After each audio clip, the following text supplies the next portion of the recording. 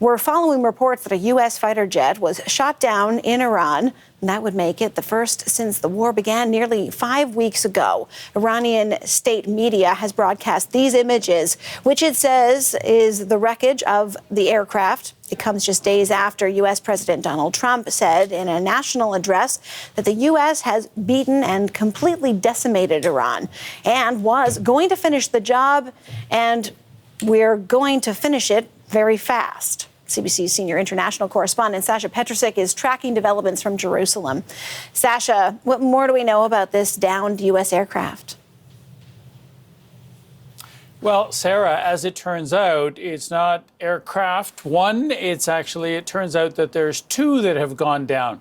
Earlier today, this started with news that an F-15E fighter had been shot down by the Iranians. And that set off a race, really, to try to find the two crew members who had ejected and were presumably somewhere underneath, somewhere in Iran, southern Iran.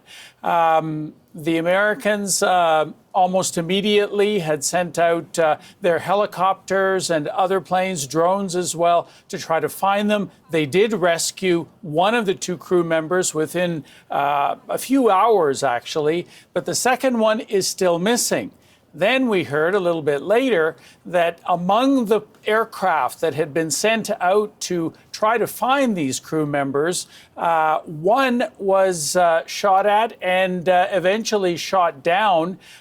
This was a Warthog attack plane, which was shot down somewhere in the area of the Strait of Hormuz, not too far away from where the first one went down.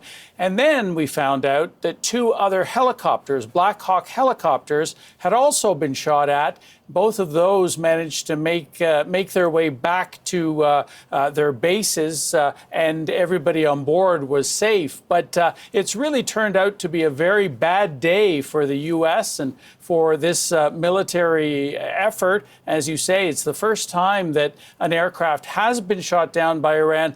But really, it's much more complicated than that.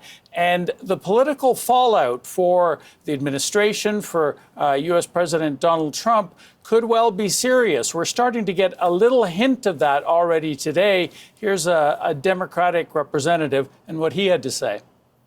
We were told just a couple nights ago in the president's 20-minute address to the country that we owned the skies of Iran.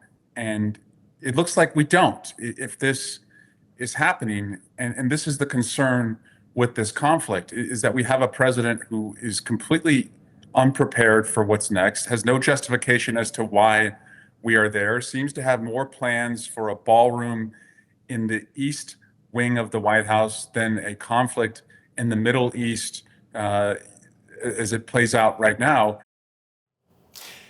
So this is really turning into a bit of a challenge for the administration, for the military as well, especially since the message was that the U.S. had everything under control and Iran was effectively beaten militarily. If that turns out not to be the case here, and really Iran, really all they have to do is to stay alive, to stay effectively not be defeated, and that is what they've considered as their bar. Well, and Sasha, Iran continues to target oil and energy infrastructure in the Gulf states as it's maintaining a virtual blockade in the critical Strait of Hormuz. What's the latest on that front? Yeah, that's right. This is really turning into a real challenge for the Gulf states on a couple of different levels. Today, we saw Kuwait facing not only attacks on a refinery, but also attacks on its desalination plant, which is a civilian thing and is very critical for drinking water in the Gulf state. We've also seen a couple of other gas plants over the past few days being hit in the UAE and also in Qatar. And we've heard that those won't be back up to full operation for 3 to 5 years. that could be a big problem, not only for those states, but for the customers that need the gas. So it's a big problem. Thanks, Sasha. That's CBC senior international correspondent Sasha Petrick in Jerusalem.